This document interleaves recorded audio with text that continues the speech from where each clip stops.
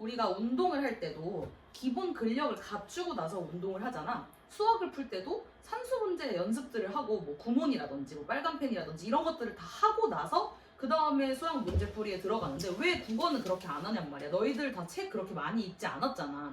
솔직히 책 많이 읽은 애들은 여기 앉아있지 않아. 도움이 필요하겠지?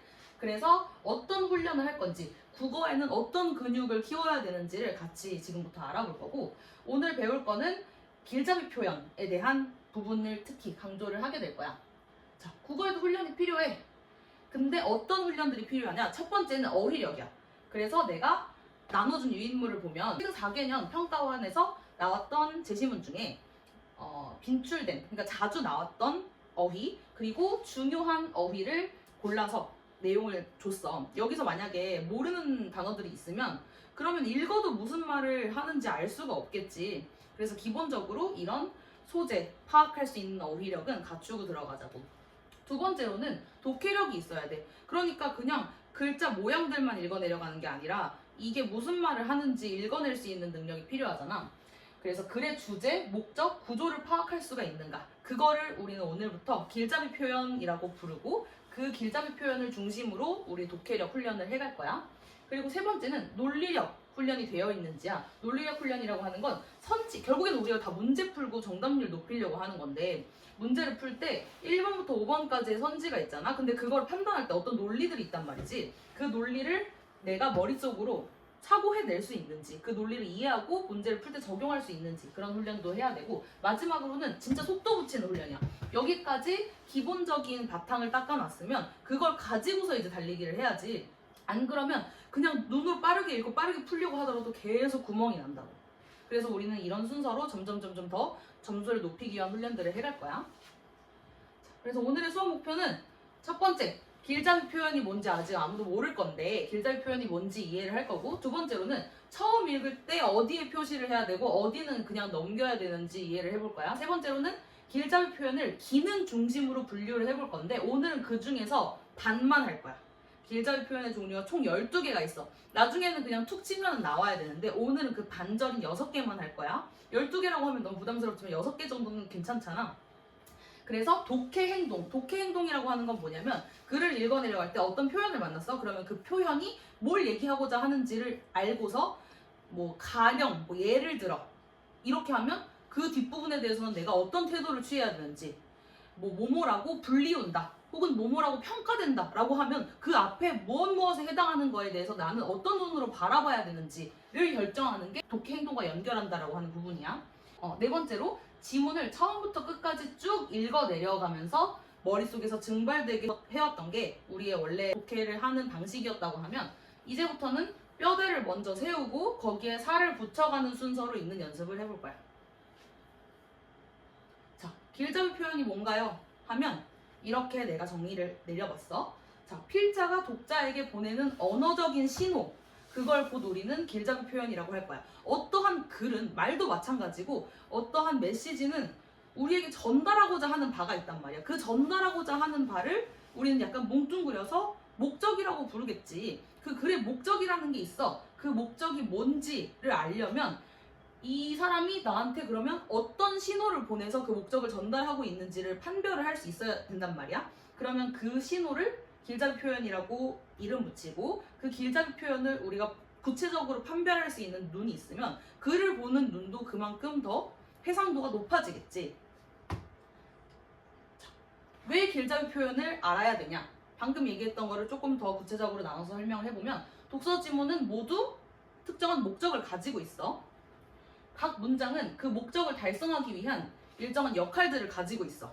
맨 처음에 화두를 제시한다든지, 주제를 우리한테 환기시켜준다든지, 어떠한 문제를 짚어서 얘기한다든지, 그런 역할들을 하고, 뭐 예를 들어 가령 이를테면 요컨대, 예컨대 이런 식으로 하면 그거랑 관련되어 있는 언급이 뒤따라오는구나, 그런 역할들을 구분을 할 수 있게 될 거고, 그리고 각 문장의 역할을 드러내는 신호를 알면 글의 뼈대가 우리 머릿속에 세워지게 돼.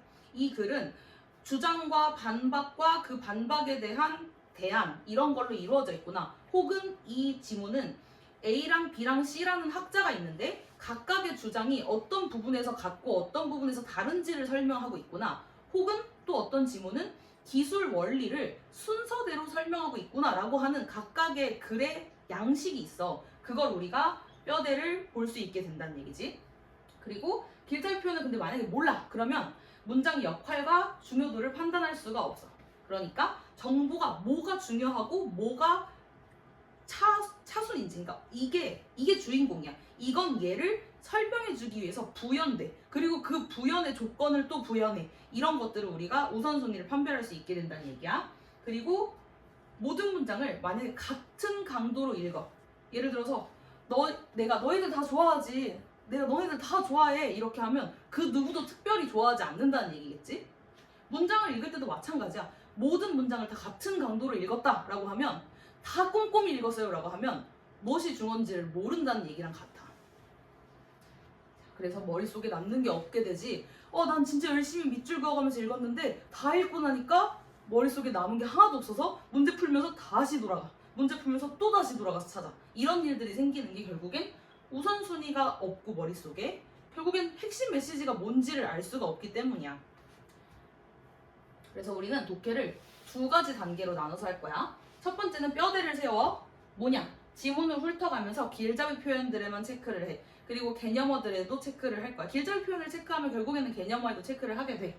그리고 두 번째로는 문제를 훑어. 문제를 훑는 건 진짜 짧게만 훑을 건데 무엇을 출제자가 중요하게 여기는지 정도만 파악할 거야. 그리고 두 번째는 살붙이기 단계야. 뼈대를 세웠으니까 거기에 디테일을 확인하는 게 살붙이기 단계인데 나는 우리 엄마랑 얘기하는 거 별로 안 좋아하거든. 왜냐면 우리 엄마랑 얘기할 땐 이 대화의 목적이 뭔지 어디로 가는지 알 수 없어. 19세기 유럽을 예로 들어보면 그 시기에 나왔던 그림들에는 신과 인간의 역할들이 이런 식으로 만약에 갑자기 생뚱맞은 얘기가 들어와? 그러면 머릿속에 무슨 얘기하는 거지? 라고 하면서 집중이 확 흐려지고 내가 이 얘기를 듣는 이유가 뭔지를 모르면서 그냥 소리만 머릿속에 들리지 내용이 남지 않아. 하다못해 말을 할 때도 그런데 글을 읽을 때는 어떻겠어?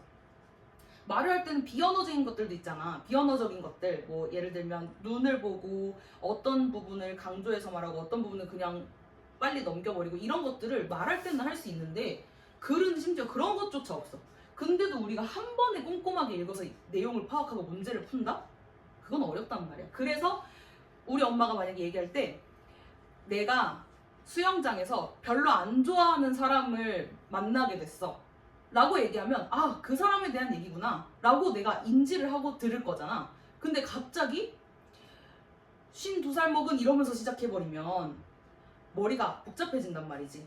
그 얘기가 그 수영장에서 싫어하는 사람을 만났다는 얘기가 뼈대를 세우는 얘기야.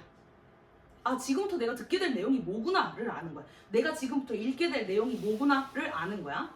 두 번째로 거기에 사리부터 원리와 조건과 결과를 파악할 수 있게 돼. 그냥 처음부터 같은 강도를 읽었을 땐 보이지 않는 것들이 살을 붙이는 과정에선 조금씩 머릿속에 남는단 말이지. 그리고 예시와 부연 설명은 원리 개념과 결국에는 연계해서 읽어야 되는데 이게 무슨 뜻이냐면 어떠한 개념어를 보통 들고 그 개념에 대한 정의를 주고 그 정의에 대한 이해를 진짜 했는지 조바심이 나서 구체적인 사례를 들어가지고 이런 거 예를 들면 이런 거야 사람들아 하면서 얘기를 하는 게 글의 구조야. 근데 그 원리 개념을 예시를 읽어가면서 바로 파악을 했다. 살붙이기 단계에서 바로 파악이 됐다라고 하면 물론 너무 좋지만 그럼에도 불구하고 내가 원리를 아직 제대로 이해를 못해서 예시가 나한테 너무 부담스럽게 올 수도 있어. 갑자기 콜레라 사망률 이런 얘기가 나오면 갑자기 부담스럽게 느껴질 수도 있다는 얘기야. 그랬을 때 100% 이해가 안 되는 경우라고 해도 문제를 풀 때 필요하면 찾아 들어갈 수 있도록 표시가 되어 있는 거야. 그래서 지금부터 6가지 기능을 가지고 있는 길잡이 표현들을 배워볼 거야. 첫 번째는 화두를 제시하는 표현이야. 자, 이게 이 지문의 논제야 라고 하는 내용을 던져주는 건데 자, 이 표현이 나오면 바로 앞뒤에 붙어있는 명사구가 핵심적인 개념어다 라고 파악을 하면 돼. 예를 들면 알아보자, 살펴보다, 알아보자, 살펴보자, 검토해보자 이런 류의 얘기는 무언가를 깊이 알아볼 것을 선언하는 표현이라고 생각하면 돼. 그런 길잡이를 해주는 거야. 자, 지금부터 이런 거에 대한 얘기를 할 거야. 이게 되게 중요해. 얘가 이제 주인공이 될 거야 라고 얘기를 해주는 거지. 그 다음에 뭐뭐 해야 되는 경우가 많다. 무엇이 중요하다 이런 류의 표현은 필요성을 선언해 주는 거야. 이게 그만큼 중요하다. 결국에는 또 화두를 제시를 해주는 거야. 그리고 무엇의 주요한 주제는 무엇의 관건은 또는 무엇이 주목받았다. 이런 류의 표현은 주제를 선언을 해주는 거고, 자, 이 글에서는 이하에서는 무엇을 중심으로 이런 식의 표현이 나오면 논의의 범위를 설정을 해주는 표현이다 라고 이해를 해보면 돼. 자, 실제로 기출됐던 문장을 가지고 보면, 자, 경제학에서는 증거에 근거한 정책 논의를 위해 사건의 효과를 평가해야 할 경우가 많다. 사건의 효과를 평가해야 할 경우가 많다라고 했어. 이런 표현이 이런 게 되게 많이 쓰여, 이게 되게 중요해, 이런 거에 대해서 중요하게 다뤄볼 거야 앞으로 라고 하는 의미를 주는 거기 때문에 이후의 지문 전체가 사건의 효과 평가에 대한 이야기임을 예고한다 라고 이해를 하면 돼. 자, 두 번째, 아니지, 이 표현이 나오면 바로 자, 이거 좀 체크해줘. 이 시간 바로 적용을 해볼 거야. 여기서 방금 배웠던 화두 제시 기능을 가지고 있는 길잡이 표현이 뭔지 체크를 해보자. 거기다가 쓰면 돼. 준 데다가 쓰면 돼.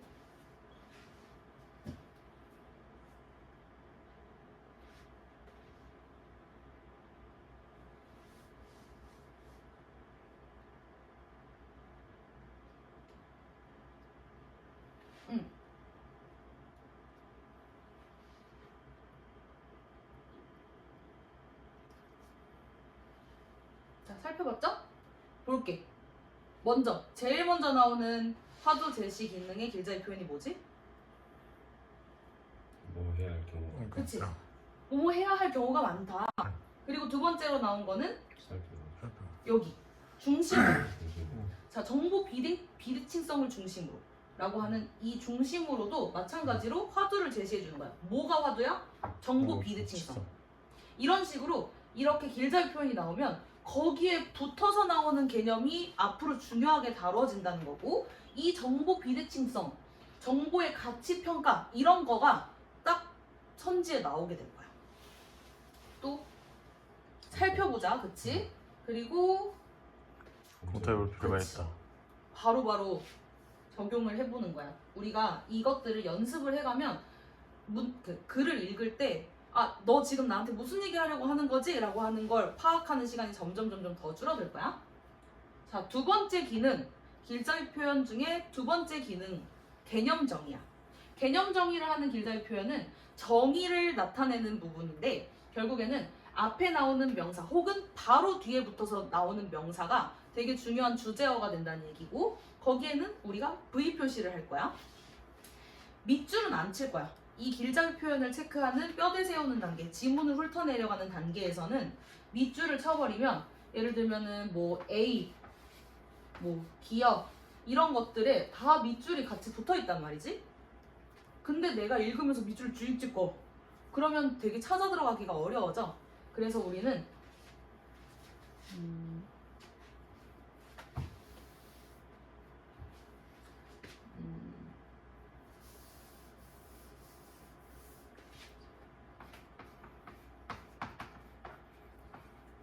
개념어에는 이런 표시를 할 거야. 개념어가 있어? 그러면 거기다 크게 V 표시를 할 거야. 이거는 글 읽어내려가는데 전혀 지장을 안 주거든, 이런 V 표시 같은 건. 근데 박스표 이런 건 좀 위험해. 왜냐면 박스가 실제로 출제가 되기도 하거든. 그래서 V 표시를 크게 한다, 개념어에. 그리고 길잡이 표현에는 그 부분에 동그라미를 칠 거야.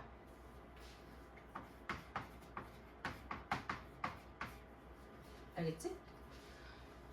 개념 정의를 하는 부분은 무엇무엇란 무엇무엇이다, 혹은 뭐는 뭐다 라고 하는 명료한 그 주어와 그걸 설명하는 보어가 나오는, 영어 문법 배워서 알지? 그런 구조로 이루어져 있는 문장이 특히 문단의 좀 앞부분에 있다. 지문의 전체 지문에서 가장 윗부분에 이런 내용이 있다, 이런 표현이 있다라고 하면 그거는 그냥 직접적으로 정의를 바로 주고 시작하는 거야. 그리고 두 번째로 뭐뭐라 한다, 뭐뭐라 불린다, 뭐뭇을 일컫는다, 뭐뭐라고 이름 붙였다. 이런 류의 내용도 결국에는 명명을 하는 거거든. 거기에 이름을 부여하는 거야. 이것도 마찬가지로 개념을 정의해주는 길잡이 표현이다. 세 번째로 뭐뭐라고 파악했다, 뭐뭐라고 이해했다, 무엇을 규정하였다. 이런 표현은 어떤 거에 대한 해석 그리고 파악의 관점을 제시를 하는 건데 그 또한 개념을 정의해주는 거야. 예를 들면 우리가 뭐 스피노자가 어쨌고 니체가 어쨌고라고 하면 그 개념어라고 하는 게 그냥 그 학자에 들어가야 되는 거거든. 그런 경우가 딱 이 부분이라고 할 수 있지. 스피노자는 무엇이라고 파악했다라고 하면 스피노자가 개념인 거고 뒤에 파악했다가 길잡이 표현이면 그 사이에 들어가는 그 컨텐츠가 바로 정의 부분이 된다고 보면 돼. 뭔 말인지 이해가 됐니? 자, 그리고 무엇이라고 할 수 있다, 무엇이라 판단된다, 뭐뭐라 여겨진다. 이건 어떠한 판단과 평가에 대한 정의 부분이고, 그리고 무엇을 의미한다, 무엇에 해당한다, 뭐라고 간주된다. 이런 것들은 의미 부여를 하는 길잡이 표현이다 라고 이해를 하면 돼. 자, 그래서 이를 이중차분법이라 한다 라고 하는 부분. 그러면 이 이중차분법이 개념어인 거고 앞에 나왔던 문장이 이중차분법의 정의에 해당하는 부분이겠지. 그리고 무엇을 의미하는 노붐은 라틴어로 새로움을 이라고 하는 부분이 이 노붐이 어떤 건지를 가리켜 주는 거고 뒤에 있는 게 그 노붐의 어떤 속성을 가리키겠지. 그래서 무엇을 의미하는 이라고 하는 것도 결국엔 개념적인 정의를 알려주는 길잡이 표현이다. 바로 또 적용을 해볼게. 여기서 개념 정의에 해당하는 길잡이 표현이 뭐가 있나 찾아봅시다. 순서대로 훑어가면서 바로 얘기해볼게. 되게 다소일걸? 의미한다. 자, 이란 의미한다. 그치? 그리고 뭐라 부른다. 인권이라 부른다. 그치? 그리고 규정한다. 맞아. 아우 너무 잘하는데? 넘어가 보겠습니다. 세 번째, 길잡이 표현의 기능 중에 세 번째, 문제 제기 그리고 한계. 뭔가 어려움이 있다 이거야. 그랬을 때 앞에 지금까지 했던 말에 되게 그럴싸해 보였지만 뭔가 결함이 있어요. 문제가 있어요. 혹은 어떤 반전이 있어. 너무 안 좋았는데 그런데 하면은 또 그 뒤에 나오는 건 문제라기보다는 어떤 반전, 어떤 전환, 뭔가 좋아진 걸 의미를 하겠지. 그래서 이 표현 이후의 내용이, 이 표현은 그 뒤에 있는 내용이 되게 중요해. 그래서 출제 빈도가 되게 높아. 뭐가 있냐? 그런데, 그러나, 하지만, 반면, 그렇지만 이라고 하면 지금까지 우리가 알고 있었던 거와는 뭔가 다른 정보가 주어진다는 얘기이기 때문에 우리의 주의를 환기를 해주는 부분이어야 해. 그리고 그럼에도 불구하고 무엇에도 불구하고 이런 류의 표현은 양보 후 반박이라는 성격으로 정의가 되는데 그냥 너무 어렵게 생각하지 말고 그럼에도 불구하고라는 의미는 자 진짜 지금까지 했던 내용들이 충분히 괜찮지만 그럼에도 불구하고 이런 점은 이거를 내가 인정하더라도 이건 정말 문제야 라는 표현이거든. 그래서 그렇다라고 하는 부분보다 불구하고 뒤에 나오는 내용이 더 중요해지는 거야. 그리고 오해를 차단하는 표현도 있어. 그게 뭐냐면 그렇다고 해서 혹은 그렇다고 해도 이런 류의 표현은 앞에 있는 내용들이 무슨 소리지? 앞에 있는 내용들이 있는데 그 내용이 받아들여진다고 해서 반드시 그런 건 아니다. 어떤 예외나 한계를 짚어줄 때 쓰이는 표현이야. 그리고 한계서술어 무엇에는 문제가 있다. 무엇을 보장하지 않는다. 무엇에 불과하다. 무엇에 지나지 않는다. 이런 류의 표현은 마찬가지로 한계를 짚어주고 문제점을 알려주는 부분이야. 비판 제기하는 부분도 있어. 무엇을 지적했다. 비판을 받기도 한다. 자, 실제로 기출됐던 문장을 보면 그런데 가상의 결과는 관측할 수 없으므로 실제로는 하면서 뭔가 문제점과 한계가 짚어진단 말이지.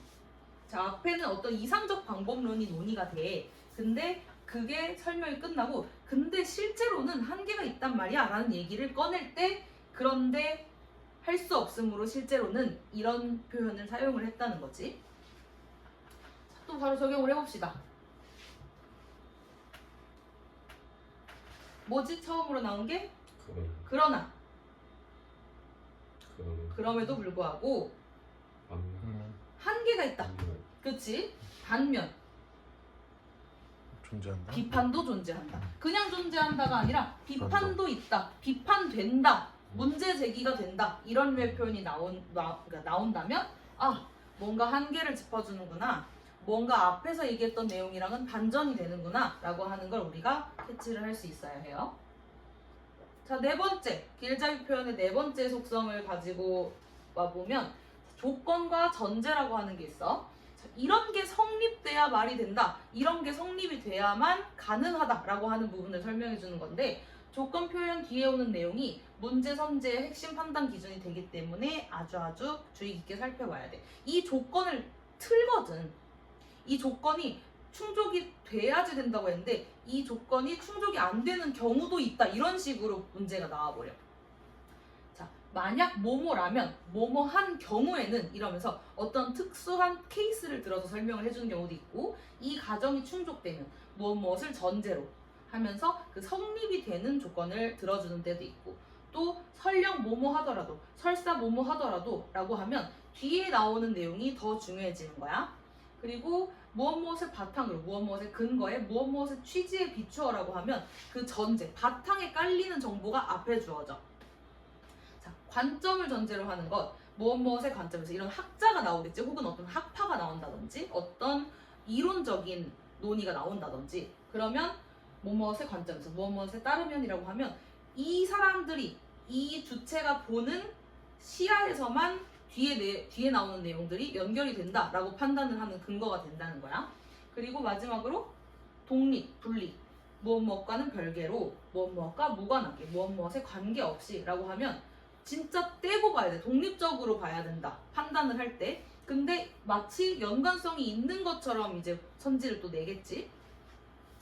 점점 연습을 해가면서 눈에 익다 보면 이거 그거네? 그러면은 이런 부분이 나왔어, 내용이. 그 읽으면서. 그러면 이거 물어보겠네 라고 하는 감도 점점 길러지는 거야. 빨리 그렇게 됐으면 좋겠지. 이 가정이 충족되면 사건 전의 상태가 평균적으로 같도록 두 집단을 구성하지 않아도 된다.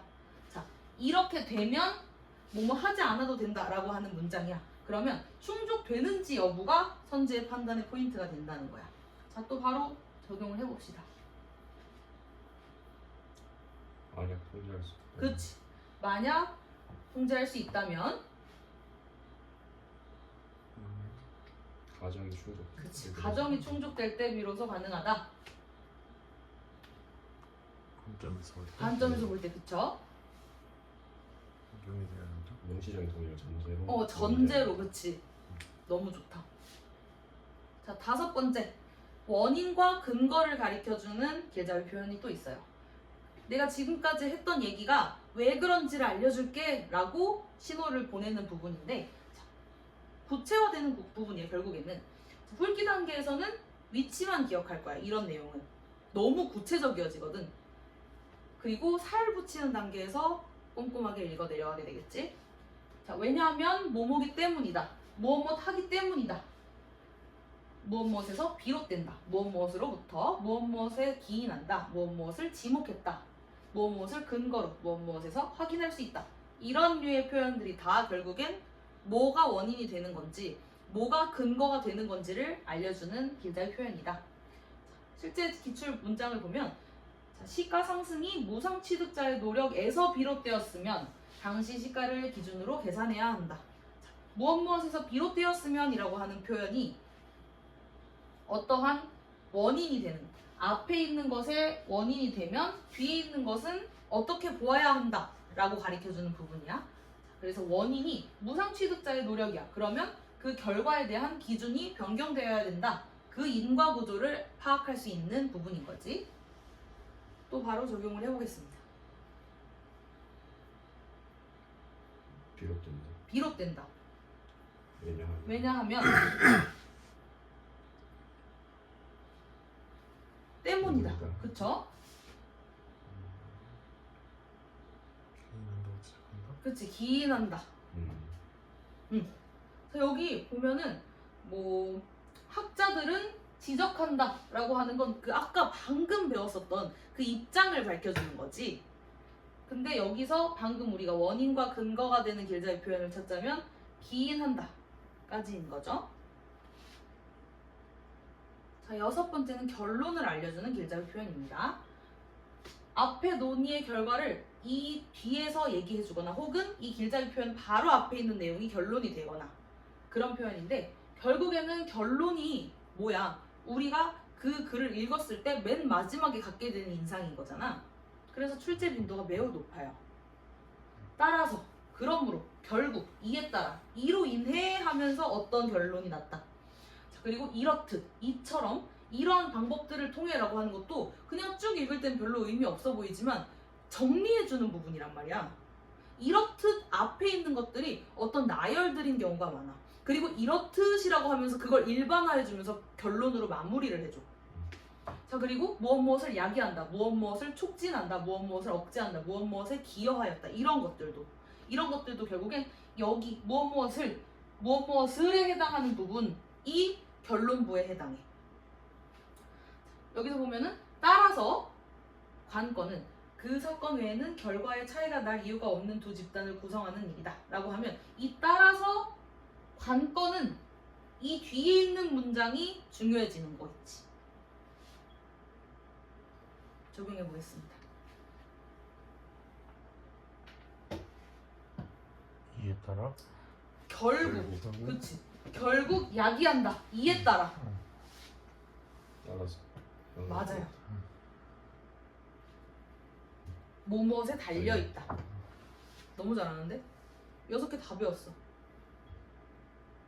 오늘 과제는 나눠줬던 독서 지문에서 길잡이 표현들만 표시해서 올 거야. 기능 분류는 지금 안 해도 돼. 6개의 길잡이 표현을 그냥 읽으면서 내가 배웠던 것 같은데 이거 길잡이 표현이라고 볼 수 있을 것 같은데 라고 하는 것들을 다 동그라미 칠 거고 그리고 개념어에는 V 표시도 할 거야.